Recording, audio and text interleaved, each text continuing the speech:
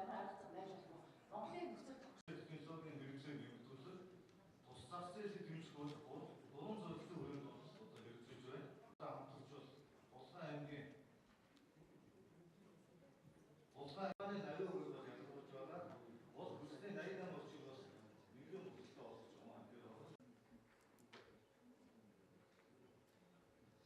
За мөн 2017 оны 12 сард байсан улсын томилч өмнөх өдрөөр 2 сая 30 мянган төгрөг байсан бол цаашид зах зээл дээр орон сууц гэдэг үйл хөдлөмөрийн үнэ цэн өссөн байх болов гэж бол таамаглаж байгаа бөгөөд төрөөс орон сууц аймгийн төрийн зэрэг байгуулалтын шинжилгээ хийх үйлчлүүлэх ер хоолойн дахин төлөвлөлтийг төсөх хөтөлбөрийг хэрэгжүүлэх хүрээнд үйлчлэлийг хэрэгжүүлж байгаа. Улаанбаатар хотод нийтийн тээврийн үйлчлэгээ үзүүлдэг 937 автобус нэг өдөрт 80 мянган литр түлш шатааж байгаа нь агаар 400 кг PM буюу тоосчлыг бол ялгаруулдаг.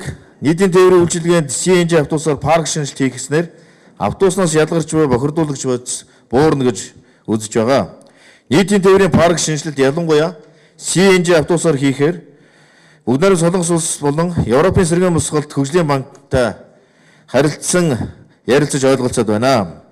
Улаанбаатар хотын хөгжлийн корпорац нийслэлийн нийтийн тээврт байгалийн хий нэвтрүүлэх төсөл хэрэгжүүлэхээр бүгд найрамд Солонгос улсын Үүжин RDC компанитай хамтран Улаанбаатар байгалийн хий компанийг байгуулан ажиллаж байна.